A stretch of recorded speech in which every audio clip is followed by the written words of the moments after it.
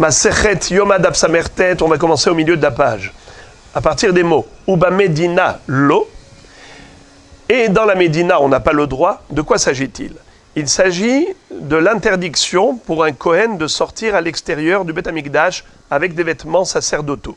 Nous avions vu une baraïta précédemment qui disait que le Kohen n'a pas le droit de sortir en dehors du Beth Amikdash avec ses vêtements de Kehuna. Je vous rappelle la baraïta précédente, Tashma, Bigde Kehuna, Ayotse Bahem la Medina Asur. Celui qui sort avec des vêtements de Kohen à l'extérieur dans la Médina, il transgresse un interdit. Et la Gemara pose la question, elle dit, Uba Medina Lo, ah bon, vraiment, on n'a pas le droit de sortir à l'extérieur. Pourtant, nous avons une braïta qui dit le contraire. Ve'atania, be'esrim ve'hamisha betevet, yom har gerizim hu, delo lemispad.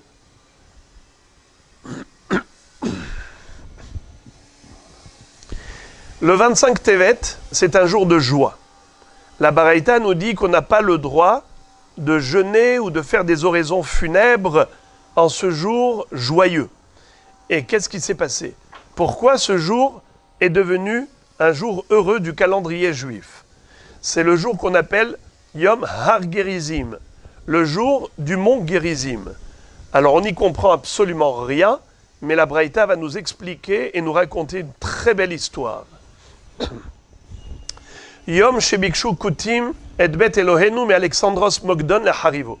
Il était une fois, à l'époque de Alexandre le Grand, un peuple de Koutim, les gens de Kouta, qui ont voulu demander à Alexandre le Grand de détruire le Beth Amikdash. Unetano lahem, il leur a dit, banco, il n'y a pas de souci, allez-y vous les Koutim, détruire le Beth Amikdash. Baou veodiou et Shimon Hatzadik.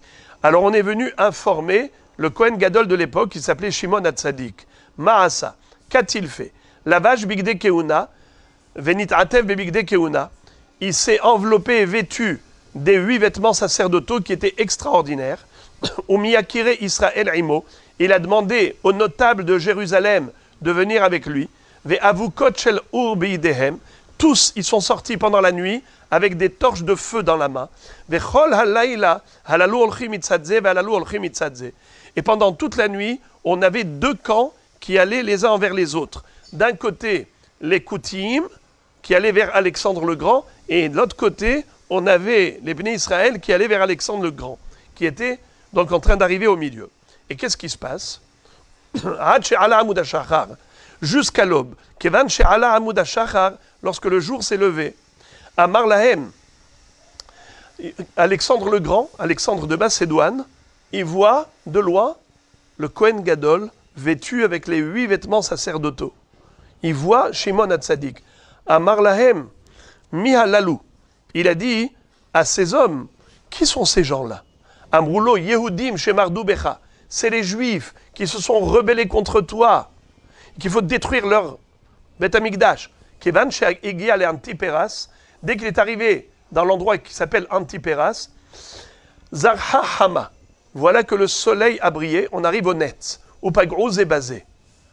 Et du coup, Shimon Hatzadik et Alexandre le Grand se retrouvent en face à face. Il y a Kevan Shera'a Shimon Hatzadik, dès qu'il a vu Shimon Hatzadik, Yarad Mimerkavto Vishtahava Lefanav. Il est descendu de sa monture et il s'est prosterné devant Shimon Hatzadik, Alexandre le Grand, l'empereur qui avait conquis le monde entier. Amroulo, ces hommes, les ministres, sont devenus fous. Ils étaient abasourdis. Ils lui ont dit, Melech Gadol Kemotra Ishtahaveli disait, un si grand empereur comme toi se prosterne devant ce juif.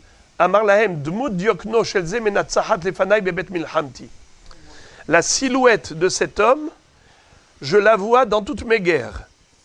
Toutes les victoires que j'ai remportées, c'est grâce à lui. C'est un ange, c'est pas un homme. Alors, Amar Lahem, Lama Batem. Alors Alexandre le Grand va dire à Shimon Hatzadik, pourquoi êtes-vous venu? Pourquoi vous êtes venu me voir? Amroulo. Ils lui ont dit, Efshar Baïd Shemitpalelim Bo Alecha Val Malchutra Shelo Teherav Yat'ucha Ovde Kochavim Leharivo. Est-ce possible que la maison dans laquelle nous prions, le Beth Amikdash, le Saint-Temple, où on prie en ta faveur pour que tu réussisses, tu viens pour le détruire? parce que des idolâtres t'ont incité à le faire, Amar lahem mi alalou. C'est qui ces idolâtres qui m'ont incité à détruire cette maison? Amroulo kutim alalou she'amdim lefanecha. Tout ce camp de kutim qui sont venus aussi pour te voir. Amar lahem harehem esurim bietrem. Il leur a dit, allez-y, faites de ce que vous voulez. Immédiatement. Miyad nekavum be'ikvehem utlaum bezanve susehem. Ve'ayu megarerim otam alakotzim ve'albarkanim ad shegiou lehar gerizim. Ils ont commencé à les piétiner avec leurs talons et ils les ont attachés aux queues de cheval et les chevaux les entraînaient dans des buissons, dans des épines, jusqu'à ce qu'ils soient arrivés au mont Gérizim où ils avaient là-bas le temple des idolâtres, le temple idolâtre des Koutim. C'est là-bas où ils avaient leur grande cathédrale, c'était au Har Gerizim. Kevan shegiu l'Har Gerizim harashu uzra'u karshinim. Kederech shebikshu la'asot lebet Elohenu ve'asu oto hayom yom tov. Alors qu'est-ce qu'ils ont fait les Juifs? Ils ont été là-bas démolir tout le temple idolâtre des Koutim et ils ont rasé le lieu et ils ont planté pour en faire un lieu où on faisait pousser des plantes animales, des karshinim pour les animaux. Alors c'est pour ça que ce jour-là, c'est devenu un jour joyeux du calendrier. On n'a pas le droit de jeûner, de faire des espédim. Alors la Gemara pose la question, elle dit, tu vois que le Kohen Gadol Shimon HaTzadik est sorti à l'extérieur avec les 8 vêtements sacerdotaux. Comment tu as dit qu'on n'a pas le droit de sortir avec comment on appelle ça, des vêtements de Kohanim? Deux réponses. Ibaitima re'uyim le bigdei keuna. Behemet, ce n'était pas des bigdei keuna vraiment. Il avait fait une imitation. C'était Made in China. Ça veut dire qu'il avait fabriqué quelque chose qui ressemblait au Bigdei Kohen Gadol pour impressionner Alexandre. Deuxième réponse, comme c'était un piquoir nefesh, c'était une atzalat nefashot, et c'était pour sauver le Beth Amikdash, alors il avait le droit de transgresser un petit interdit, de sortir à l'extérieur avec les vêtements sacerdotaux, bien qu'en général, on n'a pas le droit de le faire. Shimon HaTzadik, normalement, n'avait pas le droit de le faire. Mais pourquoi est-ce qu'il l'a fait? C'était uniquement par rapport au grand besoin de sauver le temple. Et maintenant, la Mishnah nous dit Hazan HaKnesset notel Sefer Torah. La Mishnah nous a dit que le Hazan HaKnesset, ça veut dire le shamash du Bet HaKnesset, prenait un Sefer Torah et le donnait à qui? Il le donnait au Rosh HaKnesset, au président de la communauté. Ve Rosh HaKnesset noten la Segan. Le Rosh HaKnesset allait transmettre le Sefer Torah au Segan, au suppléant, à l'adjoint du Kohen Gadol. Vers Segan notno le Kohen Gadol. Et le Segan le donne à qui? Au Kohen Gadol. La Gemara fait la déduction suivante. Shma mina holkim kavod la talmid bemakom arav. Ça veut dire que quoi? Tu as le droit de faire kavod à l'élève devant son rave. Dans quel sens? Pourquoi le shamash donne le Sefer Torah au Hazan, c'est-à-dire au président de la communauté? Ensuite, le président à qui il donne? Au Segan, à l'adjoint, au suppléant. Pourquoi il ne donne pas directement au Kohen Gadol? Ça veut dire que quoi? Que ça ne se fait pas. Il faut faire d'abord kavod au président. Et le président, il doit faire kavod au Sgan. Et après, le Sgan, il fait kavod au Kohen Gadol. Qu'est-ce qu'on en déduit de là? Que quoi? Que holkim kavod la talmid bemakom arav. Si par exemple, tu as 2 personnes devant toi, une très importante et une moins importante, tu as le droit de faire kavod à celle qui est moins importante devant celle qui est très importante. Eh bien, la Gemara dit non, pas du tout. Tu n'as pas le droit de faire kavod au talmid devant le rav. Tu ne fais pas kavod à quelqu'un qui est moins important devant le très important. Tu n'as pas le droit. Alors pourquoi est-ce qu'ici, le shamash, il a fait kavod au Hazan? Pourquoi le Hazan a fait kavod au Segan? Pourtant, ils sont tous en présence du Kohen Gadol. C'est un manque de respect pour le Kohen Gadol, tout ça. Ils sont holkim kavod la talmid bemakom arav. Réponse, au contraire. Au contraire. Tu veux savoir pourquoi ils ont fait ça? C'était pour le kavod du Kohen Gadol. Comment?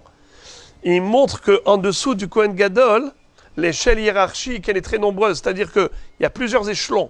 Jusqu'à ce qu'on arrive au Kohen Gadol, on a du chemin. d'abord le Shamash, ensuite le Rosh Knesset, ensuite le Sgan, et ensuite le Kohen Gadol. Donc, Adraba, le fait de transmettre l'un à l'autre, ça prouve qu'il y a plusieurs degrés hiérarchiques jusqu'à ce qu'on arrive au sommet qui est le Kohen Gadol. Donc ce n'est pas une atteinte portée à sa dignité, c'est bien au contraire le rehausser, le mettre sur un piédestal. Mais sinon, on n'a pas le droit de faire un kavod, la Talmid Bemakom Arav. Amar Abaye. Donc je répète, Kula Mishum Kevodo de Kohen Gadol. Très bien. Ve Kohen Gadol Omed ou Mekabel et Sefer HaTorah. On a appris que le Kohen Gadol, il se lève et il prend le Sefer Torah de la main de qui? Du Segan, du suppléant, de l'adjoint. Question, pourquoi tu as dit Omed? Il se lève, pourquoi il était assis? Oui, Miklal Sheu Yoshev. Sous-entendu qu'il était assis. Pourtant on a appris En Yeshiva Ba'azara ila lemalche David Bilvad. Pourtant on a déjà appris qu'on n'a pas le droit de s'asseoir dans la Hazara du Beth Amikdash, sauf le roi, et même pas n'importe quel roi. Un roi descendant de David Amelech. Vous vous rappelez la grande jalousie de Yerovam ben Nevat, qui a piqué une crise de jalousie parce que lui il était roi, mais du Shevet Ephraim, il n'était pas de Shevet Yehuda. Rehavam, son concurrent, était petit-fils de David Amelech, de Yehuda. En yeshiva ba'azara ila lemalche David bilvad, shenemar vayavo Amelech David vayeshev lifnei Hashem. Alors, comment le Kohen Gadol était assis? Réponse. Kede amar Rav Chizda be'ezrat nashim, hachanami be'ezrat nashim. Comme a dit Rav Chizda, que le Kohen Gadol était assis, non pas dans la Hazara de Ezrat Kohanim ou Ezrat Israël. Non, il était assis dans Ezrat Nashim. Quand on descendait les 15 marches, le parvis des femmes, là-bas, ça n'avait pas une kedusha de Hazara. Ça avait une kedusha comme du Harabait.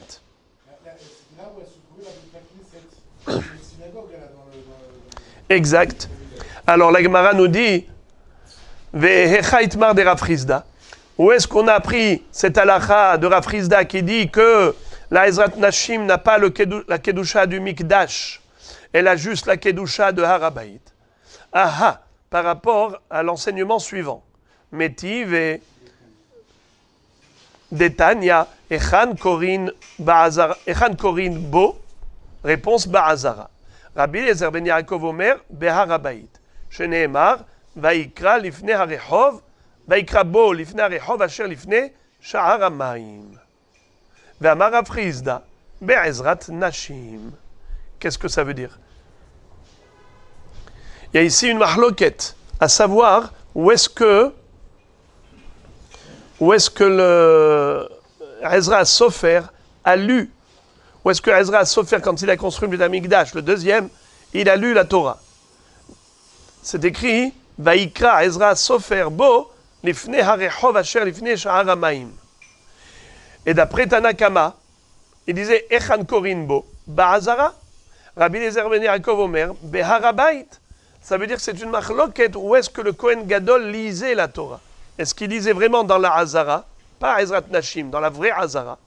Et Rabbi Eliezer ben Yaakov dit non, Beharabait.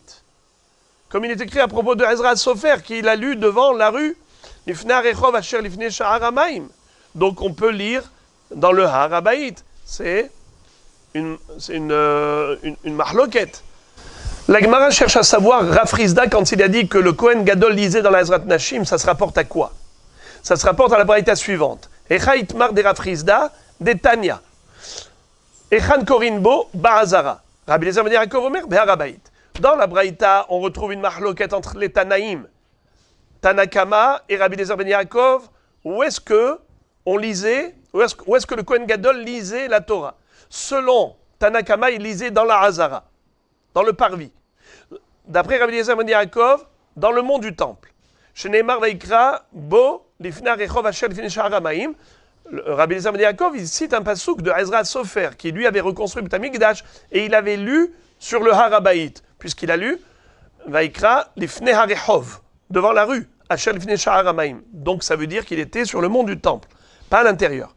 Mais Rafrizda nous dit, Vama Rafrizda Be'ezrat Nashim. Rafrizda qui est un Emora, il t'explique l'opinion de Tanakama qui est un Tana.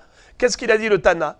Il t'a dit Ba'azara. Toi, tu crois que c'est quoi cette Azara? Tu crois que c'est Ezrat Israël? Tu crois que c'est Ezrat Kohanim? Faux. C'est Ezrat Nashim, le parvis des femmes, qui lui n'avait pas la Kedusha du Mikdash, n'avait pas la Kedusha de la Hazara, de Ezrat Israël et Ezrat Kohanim.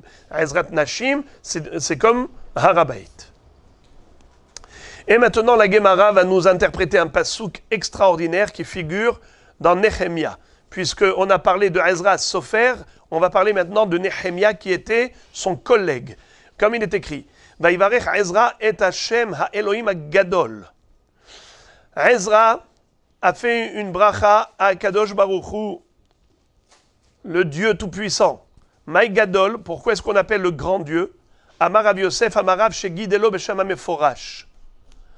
Ça veut dire que lui, Ezra Sofer, il a glorifié à Kadosh Baruch Hu avec le grand nom, le nom explicite d'Hachem, les 4 lettres du tétragramme.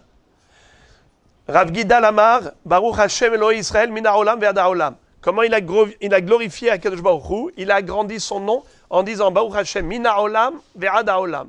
D'un monde à l'autre, pas seulement Ba'olam Hazeh, Min ha'olam ve'ad ha'olam. Amarle Abayi le Rav Dimi ve'dilma shegidelo b'shem ha'meforash. Il lui a dit, mais peut-être que la kavana de agrandir le nom d'Hachem, c'est qu'il a prononcé le nom explicite d'Hachem, le tétragramme. Amarle en omrim shem hameforash bagevulim. Il lui a dit, on n'a pas le droit de dire le shem hameforash dans les frontières en dehors de la Hazara.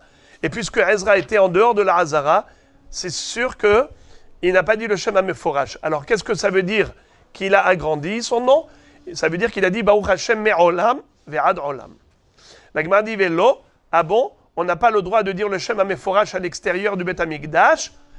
Et pourtant, Ve'aktiv Ya'amod Ezra Sofer al Migdal Ha'etz Asher Asu Ladavar Ve'amar Rav Gidal Shegidelo Beshem HaMeforash.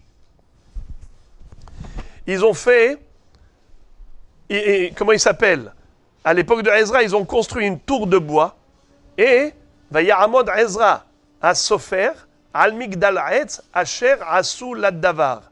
Donc on voit que juste le pasouk où il est écrit Vaikra Lifne Harehov Asher Lifne Sha'ar Hamaim, c'est un pasouk qui figure dans Nehemia, 8e chapitre, verset 3.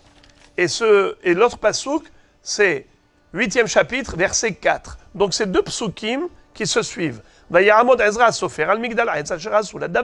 Donc tu vois qu'il a prononcé le Shem HaMeforash à l'extérieur du Beth Amikdash, sur la tour de bois.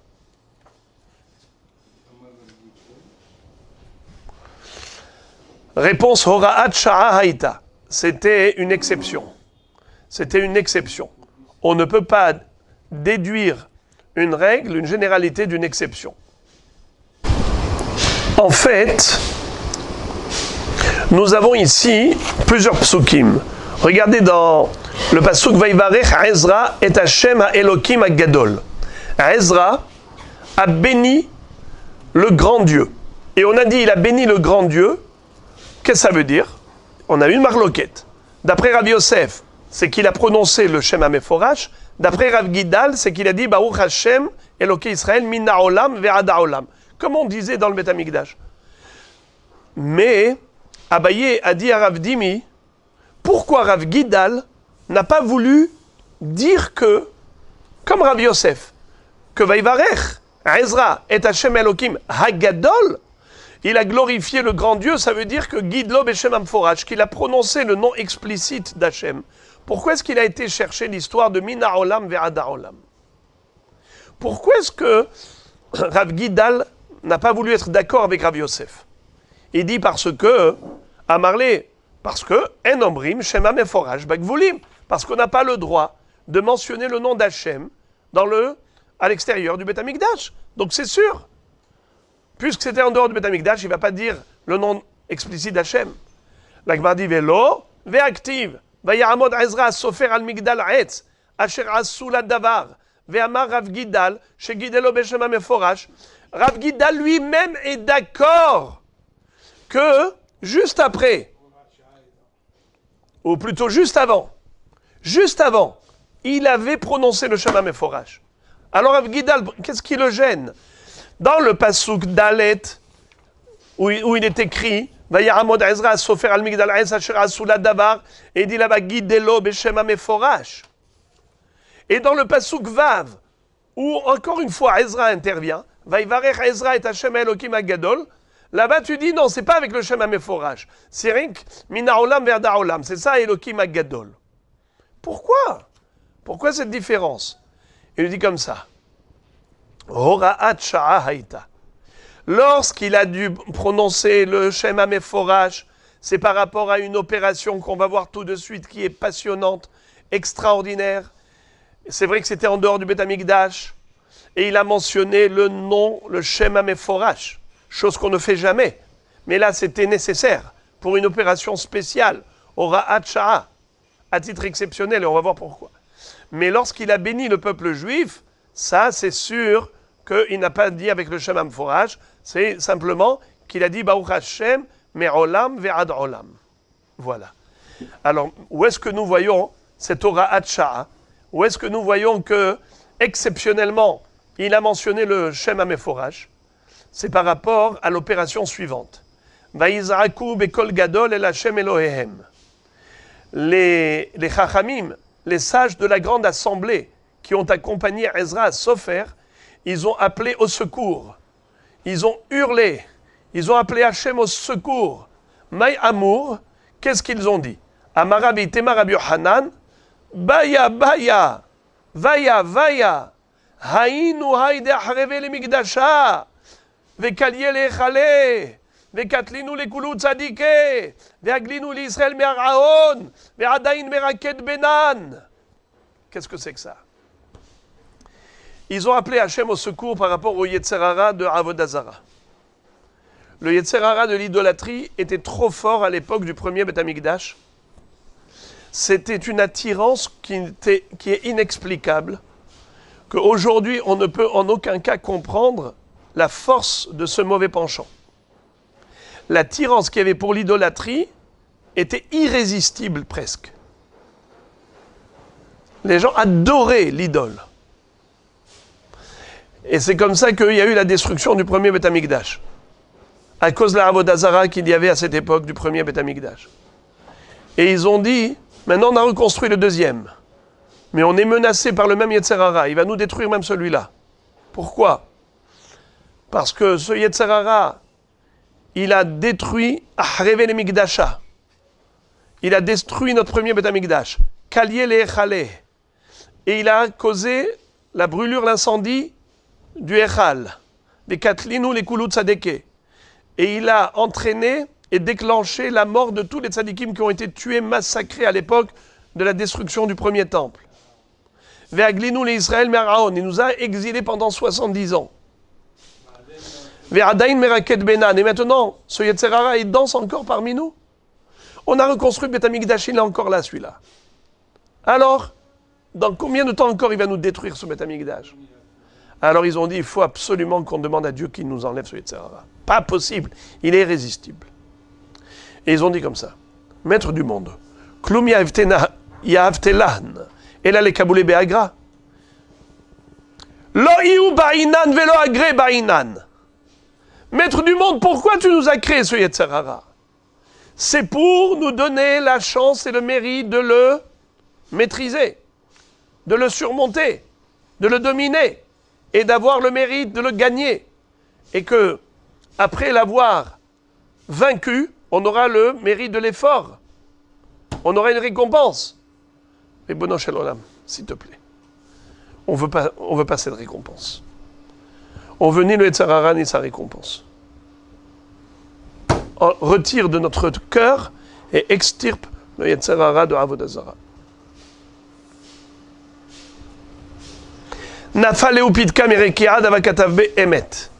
Et du coup, qu'est-ce qu'ils ont vu? Un signe du ciel que Akadosh Baruch Hu est d'accord. Il y a eu un papier, un pétek qui est arrivé sur leur table. Emet. Emet, c'est la signature de Dieu. Udvarcha malkenu emet. Chotamo shel Akadosh Baruch Hu emet. Amar Rav Hanina Shema min achotamo shel HaKadosh Baruch Hu emet. C'est ça la signature d'Hachem. Otivu beta'anitat lata yominu tlata lelvata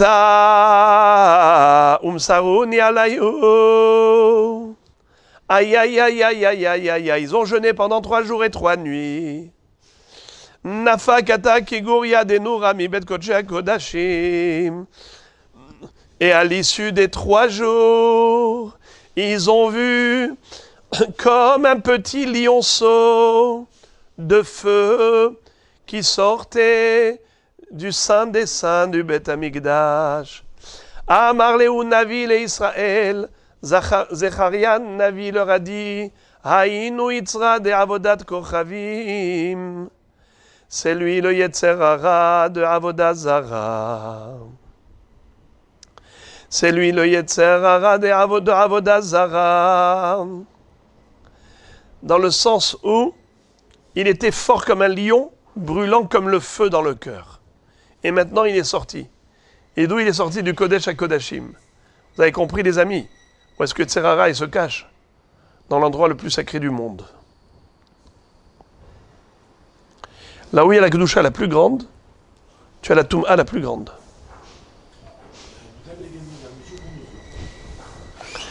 Alors la Gemara nous dit, Vayomer, Shenemar Vayomer Zot HaRish'a. Il doit dire, c'est ça la Rish'a, la mécréante. Bahadé de Tafsouale, quand ils ont essayé d'attraper, Ishtamid Benitam Imazia. Il y a eu un poil de feu, un poil de ce lionceau qui a été arraché de son corps. Verama Kala Veazal Kale Arbamea Parse. Il a rugi, il a poussé un hurlement qui a été dans les 400 parsa tout autour. Une parsa, c'est 4 km, ça fait 1600 km à la ronde. Amrou, alors ils ont dit au prophète Echina Avid, Dinma, Hazve Shalom Erachme Alem Yeshemaya. Maintenant qu'il a hurlé, nous craignons que Akadosh Baruch Hu ait pitié de lui qui le ramène. Amarleu Navi, Navi dit, Shadioua bedouda de Avra, Behafiou le poume be Avra, de Avra Mishav Sha'iv Kala. Shene'emar, Vayomer Zot HaRish'a, Vayashlech ota el Tor ha'efa, Vayashlech et ha'even ha'oferet el pia. Ils ont attrapé ce lionceau de feu et ils l'ont mis dans un grand tonneau en plomb. Et ils l'ont scellé pour pas qu'il puisse se faire entendre dans ses cris, dans ses hurlements. Donc c'est sûr que tout cela, ça veut dire des choses évidemment très profondes, dans le sens où il reste encore un poil de ce Yetzer Hara. Les bouddhistes, les idolâtres que vous voyez, même si vous voyez qu'ils sont tellement attirés par leur idolâtrie, ça c'est le petit poil, le petit cheveu qui est sorti. Mais le gros est parti. Zot HaRish'a vayashlech ota el toch ha'efa vayashlech et even ha'oferet el pia. Amrou, les Chachamim se sont dit, Ho'il ve'ed ratzon hu, les Anshe Knesset Agdola se sont dit, puisque c'est un moment où Akadosh Baruch Hu agrée nos prières, profitons-en. Niv'e rachameh ha'itzra de avera. On va demander à Akadosh Baruch Hu que de la même façon qu'il a extirpé de notre cœur le mauvais penchant de la Avodah Zara, qu'il extirpe de notre cœur l'attirance pour les femmes à la débauche et la dépravation. Alors, Baruch rachameh v'imsar beyadayu. Akadosh Baruch Hu a écouté leurs prières, il leur a transmis le Yetzer Hara de Harayot. Amar Lehu, Hazou, le Yetzer Hara de Harayot leur a dit, sachez que si vous me tuez, Hazou de Ikatlitu Lelehaou, si vous le tuez à lui en parlant de lui-même, le Yetzer Hara de Harayot, Chalia Alma, il n'y aura plus de monde. Le monde sera réduit au néant. Pourquoi? Puisque plus personne ne sera attiré par une femme, il n'y aura plus d'enfants. Havashut Latayome, ils l'ont mis en prison 3 jours pour voir qu'est-ce qui va se passer. Ils ont cherché un œuf dans tout Eretz Israël, ils n'ont pas trouvé un seul œuf parce que même les poules n'attiraient plus les coqs. Et donc, puisqu'il n'y a plus d'attirance, alors il n'y a plus de progéniture. Amre China Avid. Niktele Kali Alma. Qu'est-ce qu'on va faire? Si on le tue, il n'y a plus de monde. Nib'e Rahamé Apalga. Alors on va demander à Dieu la moitié, c'est-à-dire juste qu'il retire la moitié du Yetzer Hara, dans le sens où l'homme il soit attiré par son épouse, mais pas attiré par d'autres femmes. Alors, la Gemara dit que non, Palga Birkira lo Yahvé. Dans la Torah, on ne donne pas la moitié des choses, c'est au tout ou rien. Alors qu'est-ce qu'ils ont fait? Kahlinu le'ene ushvaku. Ils ont aveuglé ce Yetzer Hara, ils l'ont lâché. Et crever les yeux du Yetzer Hara, ça veut dire quoi? C'est qu'un homme, au moins, il n'est pas attiré par ses proches, ni par sa mère, ni par sa sœur, ni par ses filles. Ça veut dire qu'il n'y a pas l'attirance des proches. C'est comme ça que le Yetzer Hara est aujourd'hui limité, en quelque sorte. Il fonctionne toujours, mais il est limité. Alors, tu as compris pourquoi il a fallu qu'il utilise le Shem HaMeforash? Eh bien, c'était exceptionnel. C'était pour obtenir l'agrément de Dieu, pour tuer le Yetzer Hara de Avodah Zarah et pour limiter le Yetzer Hara de Harayot. B'Maharava matnu hachi. En Eretz Israël, on présentait ce sujet un peu différemment. Comme ça. Rav Gidal Amar Gadol, Shegidelo Beshem HaMeforash. Que Vaivarech Ezra et Hashem HaElokim HaGadol, Davka, c'est Rav Gidal qui disait que Gidelo Beshem HaMeforash. Et c'est facile de se rappeler. Gidal, Gidelo. Beshem HaMeforash. Vous avez compris ça? C'est que c'est lui qui disait qu'il a prononcé le nom explicite d'Hachem. Et Rav Matna Amar, Ha'el HaGadol HaGibor VeHaNora. Et Rav Matna dit que le mot Ha'elokim HaGadol, c'est par rapport à Ha'el HaGadol HaGibor VeHaNora. Qu'est-ce que ça veut dire? Je vous dis succinctement, et après, on va étudier le Inyan. Là, on va apprendre que après la destruction du temple, il va y avoir deux grands tzadikim. L'un s'appelle Irmia, l'autre s'appelle Daniel, et chacun va retrancher un adjectif de la Hamida. Dans la Hamida, on dit Ha'el HaGadol HaGibor VeHaNora. Hachem qui est grand, puissant et redoutable. Mais Irmia, il a vécu la destruction du temple. Il a vu comment les Goïms sont rentrés dans le Beth Amikdash. Ils ont détruit le temple. Tout ce qu'ils ont fait là-bas comme profanation. Il a dit donc, Akshvahu, ta redoutabilité, où est-ce qu'elle est? Tu ne veux pas qu'on dise des choses qu'on ne pense pas. On n'arrive pas à comprendre comment Moshe Rabbeinu a dit Han-Nora. El HaGadol HaGibor VeHaNora. Redoutable. Mais comment il est redoutable? S'il rentre dans sa maison, il détruit sa maison. Alors il a retranché le Han-Nora. Il disait rien qu'à El HaGadol HaGibor. Daniel, il a vécu dans Galout Bavel. Il a vu combien on était exilés, combien on a souffert de l'exil, soumis aux nations. Il a dit Nochim ishtabedim bebanav ayek vorotav. Comment Dieu démontre sa puissance s'il laisse les goïms nous faire du mal? Il n'a pas dit à Gibor. Alors on faisait la Hamida, El HaGadol, ni à Gibor ni à Nora. Arrive les Anshe Knesset Agdola, Ezra Sofer avec son assemblée, et ils vont dire Hen Hen Gvurotav, Hen Hen Nor Otav. Mekayem Se Ben Shiv'im Ze'evim. Oui, Akadosh Baruch Hu, il est He'ach Uma Achat Yicholed Kayem En Haumot. Comment une brebis, comment une nation qui est visée par 70 loups, par 70 peuples qui veulent Haz Veshalom, nous détruire. Et ils n'arrivent pas, des millénaires on est là. Et jusqu'à la fin des temps. C'est la force de la brebis ou la force du berger qui protège des 70 loups? C'est la force du berger.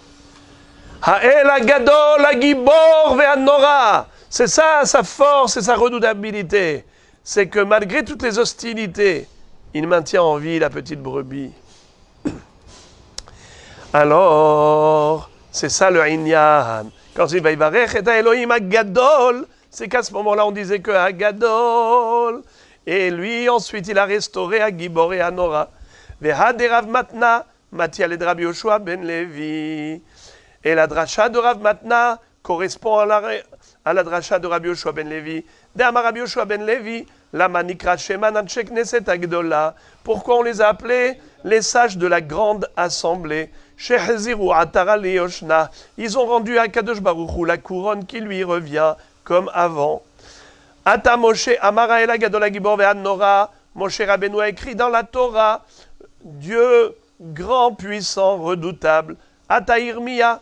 Mais le prophète Jérémie, quand il a vu Nabuchodonosor détruire le premier Beth Amikdash et se comporter avec autant de mépris à l'intérieur, Amar, il s'est dit, Nocherim mekarkerin bechalo, les goïms sont en train de fouiner à l'intérieur et de le profaner.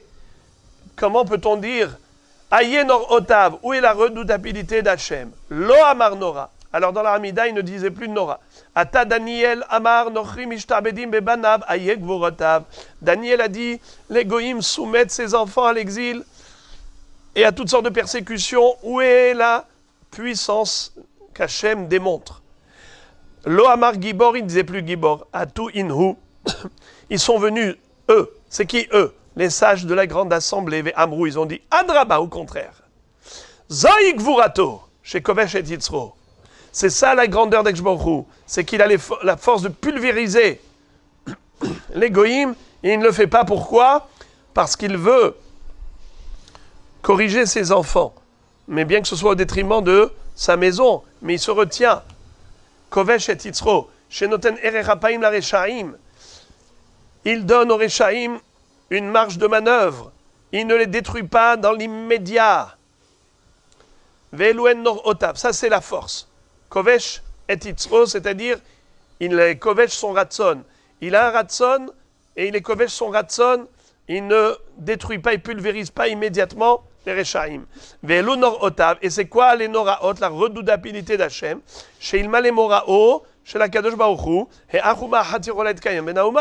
S'il n'y avait pas la crainte d'Hachem, comment le peuple juif peut tenir si longtemps? Très bien. Question, comment Jérémie et Daniel, le prophète Irmia et Daniel ont pu retrancher des mots de la Tfila alors que c'est Moshe Rabbeinu qui a écrit dans la Torah. Ael Agadol Agibor Vanora. Amar Rabbi Elazar mitor shiodaim b'Akadosh Baruch Hu she'amitihu lefikar lo chizvu bo. Étant donné qu'ils savent que Akadosh Baruch Hu n'aime pas des mensonges, n'aime pas des paroles dénuées de pensée, c'est-à-dire, si tu dis quelque chose et tu penses le contraire, c'est de l'hypocrisie. Akadosh Baruch Hu n'aime pas le mensonge. Il veut que tu dises ce que tu penses et que tu penses ce que tu dis. Ça veut dire qu'étant donné que, sentimentalement, ils ont vécu dans une période où ils vivaient la douleur, ils vivaient la souffrance, et le cœur ne suivait plus. Alors ils savent que dire des mots dénués de sens, c'est quelque chose que Akadosh Baruch Hu n'agrée pas. Alors, ils ont dit que ce que leur cœur ressentait. Qu'est-ce qu'on fait à Anshe Knesset Agdola? On dit, oui, mais notre cœur ressent aussi le contraire. Parce que nous voyons dans le mal le bien. Nous voyons dans cette galoute la survie d'Israël. Et donc nous voyons le Gibor et le Nora. Et on le ressent. Car sans cela, impossible. Ce qui se passe ici, avec autant d'hostilité et autant de capacité qu'ont nos ennemis à nuire, incompréhensible la survie d'Israël. Inexplicable. Hen gvurotav. Hen norotav. C'est ça la grandeur d'Hachem.